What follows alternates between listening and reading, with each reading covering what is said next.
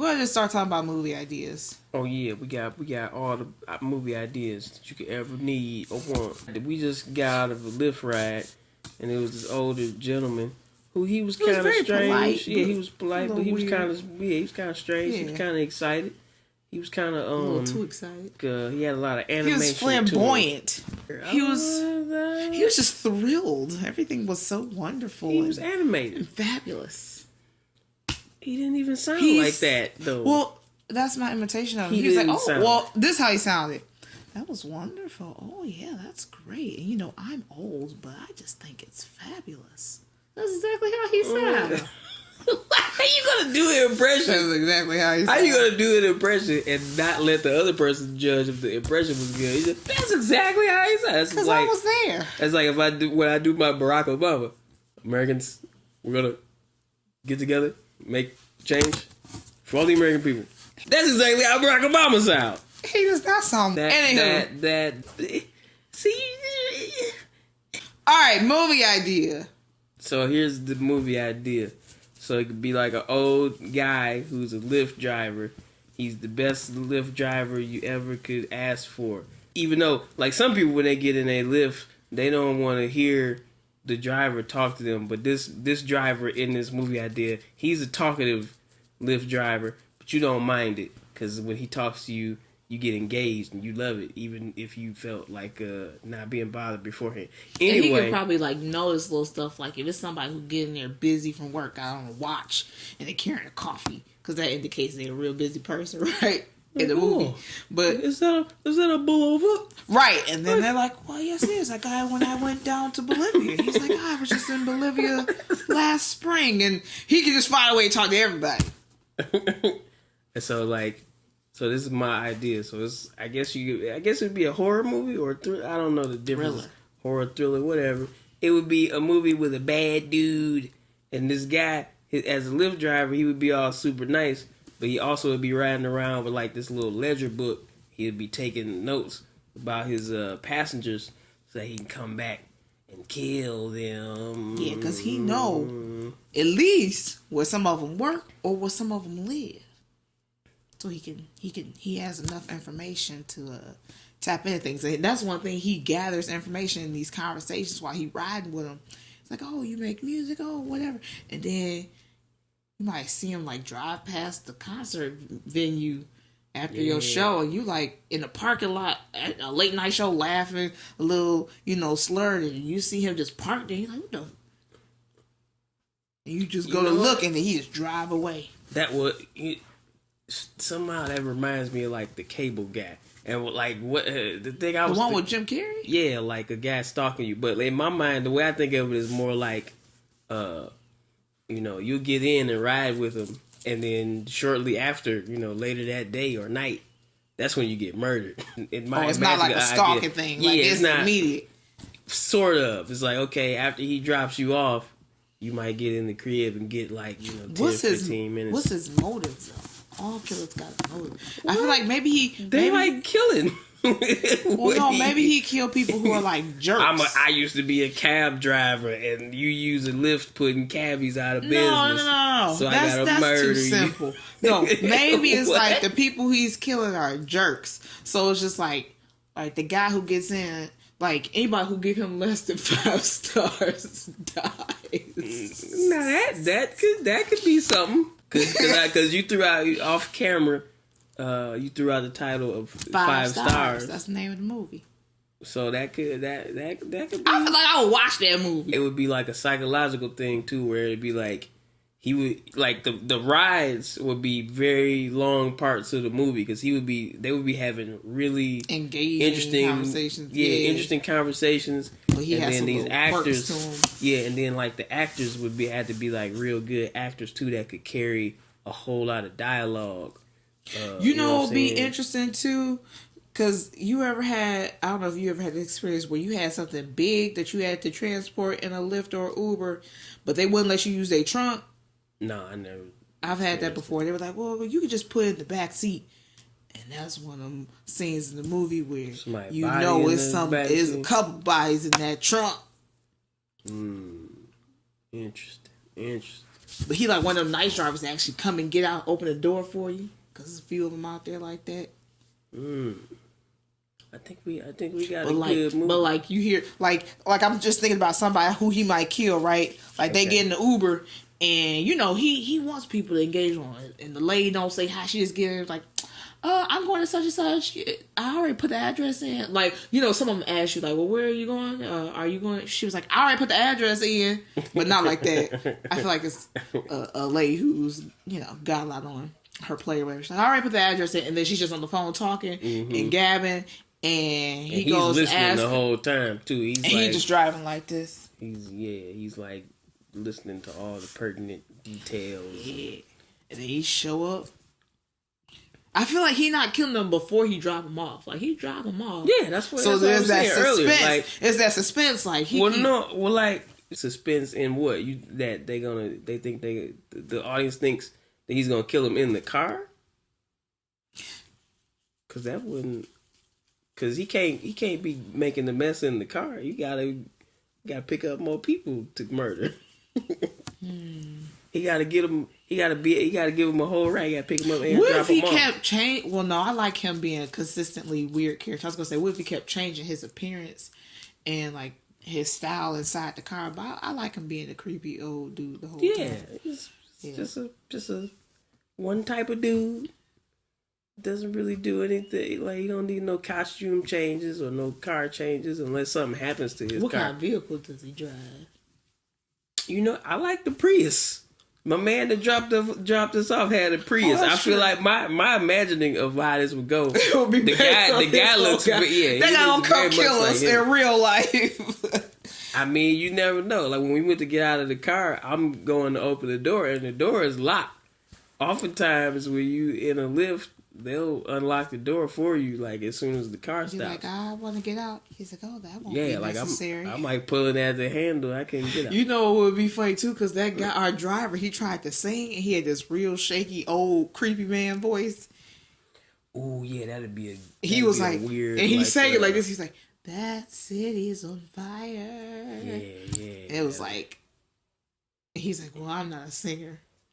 As if that were obvious. But that'd be a cool part in the thing. Like, he just starts singing a song that's on the radio and the person's like... And then he could talk about wanting to be a singer and then not being able to do it. And then people in his life, like, doubting him or, like, trying to crush his dreams. Like him going into a deep, like... Yeah, like, offering too much information. And then be like, oh, but you didn't need to hear all that. Right, like that, you know, just to further get I had a the driver audience. like that the other day.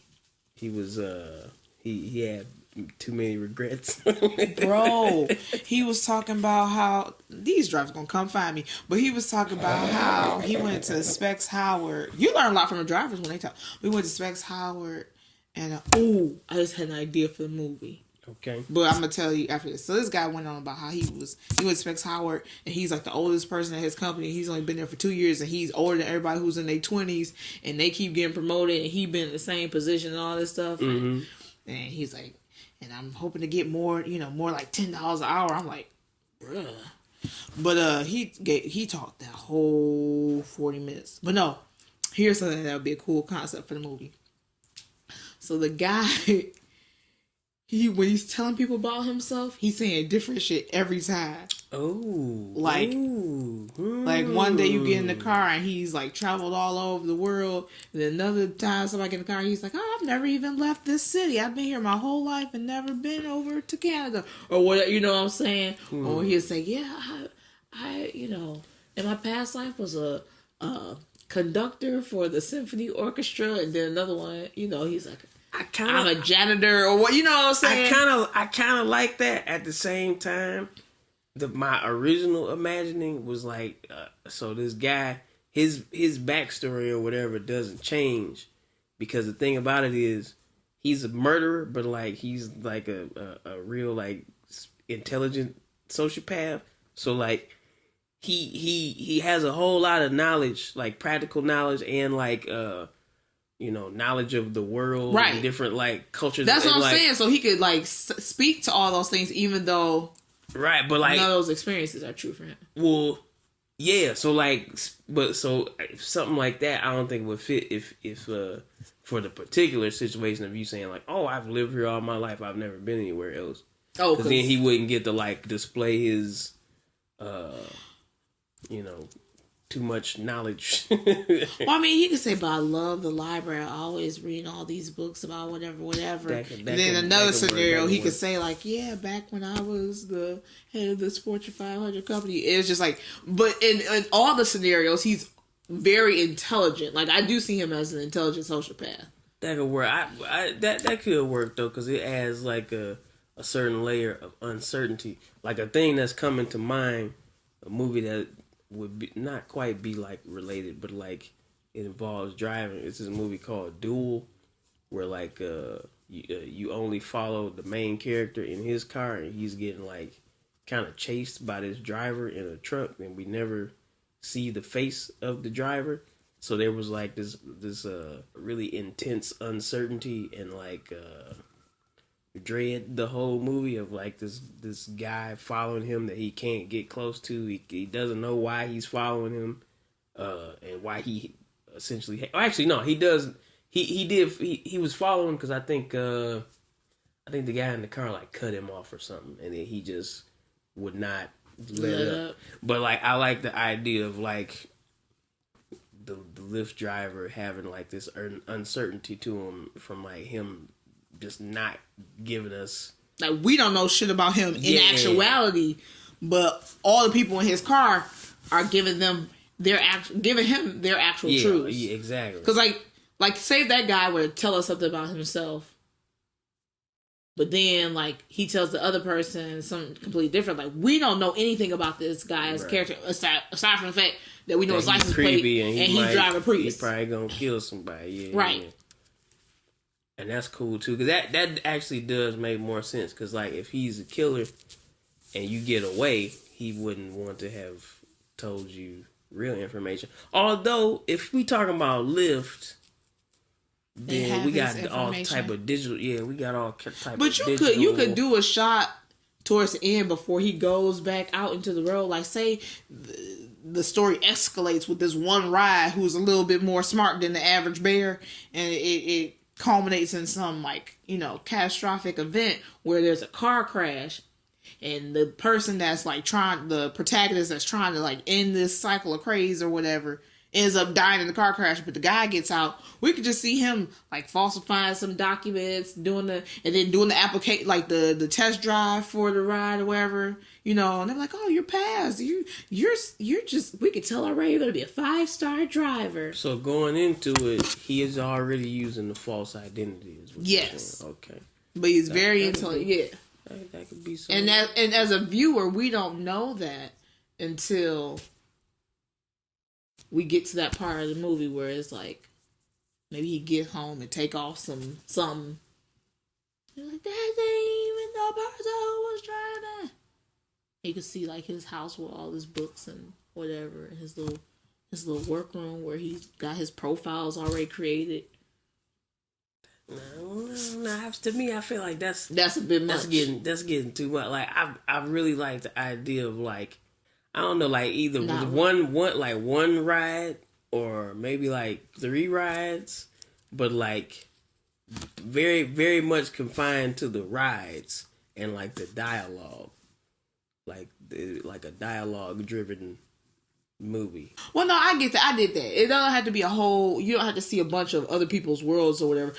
If you think about Get Out, we only saw 3 groupings of victims. You saw the guy who was kidnapped at the beginning of the movie, the 2 that was working at the place, that was the grandparents, and then the black dude in the last part. But they do show information to suggest that there were other victims and that there's a deeper whatever. But you know what I'm saying? There's only but that's still not what you're talking about. But I'm using it as an example, saying like we're not seeing like 15 different murders happen. But I feel like you want, even within 3 people, and the premise being primarily on the dialogue, like you want for there to be like a hierarchy in the story arc, or just for there to be a story arc. You want there to be a protagonist at some point, so all 3 of the rides can be equally yoked. And so I feel like you would want that one Ryan who's like, that thing you just said contradicts the other thing you just said. Like somebody who catches him up. You know what I'm saying? I guess. I mean, that's if you want the movie to end with a protagonist or whatever actually escaping being No, murdered. I don't want him to escape. No, I'm just saying just to give us some variety in the action. Because I feel like if he murders the first two people in a similar fashion, you don't want to see him murder the same type of way a third time. Or do you? Is the dialogue so compelling that it changes the... I don't know. And this is why we're making this video. Because it's just an idea. 5 stars. Coming to the theater near you. Starring... Danny DeVito. Only because that guy kind of looked like Danny DeVito. That guy did like Danny DeVito. And Danny DeVito, if he wasn't being funny, I think he could play a really good creepy person. Just like Robin Williams played a good creepy person. Danny DeVito is pretty creepy on It's Always Sunny in Philadelphia. But he funny on this show. Creepy too. Creepy old man. He too short though. They would have the camera work would have to be so good. You that guy who was driving us was sunk real low in the seat. He might have been real short. He was sitting real low. Really? I was at the angle. Starring Danny DeVito and his head looked like it was below the headrest. Sorry, Danny. I don't even know if that's safe. Starring Danny DeVito and who else? Jake Gyllenhaal. He gonna be the smart ride or one of the ones that die. I want. Well, he's an A-list actor, so he probably would have to be the main dude. He might even could be the creepy driver. He's creepy enough. He's not old enough. He's not old enough, but I mean, I'm not necessarily married to the idea of him being like a super old dude. You know who I want to be? One of the people who died. Who was that? Taraji P. Henson. Oh, she gonna get in the car like, I'm on the phone. Because that's the character she plays in every movie. It's so bad. She gonna find you and beat you up. Why don't do that, Taraji? And I'm gonna be like, get her cookie. Get her cookie. Don't you get, what's the word? Typecast? Taraji, really. You know you get typecast, girl. Was she doing that in Hidden Figures? No, she was a mathematician. She was. What was she doing? Typecast for that era. What is that? What? If you took that woman and birthed her 30 years later, she'd be the same person. No, she wouldn't be Cookie. I guess not. I don't know. She has some sass to her, like all the other Taraji P. Henson characters. I hate you, Jody. Yeah, I guess she wouldn't be that person. So it can't be Taraji P. Henson. Why you want to see Taraji P. Henson get murdered? No, I just want somebody to get in the car and be rude to the dude. I feel like she would be a good actress. I don't want to see Taraji P. Henson die. That's not why I said that. No. Let's get Emma Watson. I don't want Emma Watson to die. I want her to be a protagonist, if anything. Oh. I feel like she could be studying something in school. She could be telling him, like, yeah, I'm studying to be not a detective, because that sounds lame. But, you know, investigative something. Let's get Tyrese in there. We gonna get Taraji P. Henson. If we gonna get Tyrese, we might as well get Kevin Hart and The Rock. What? They take away the suspense. You trying to see Tyrese get a... I'm not trying to see Tyrese in a movie.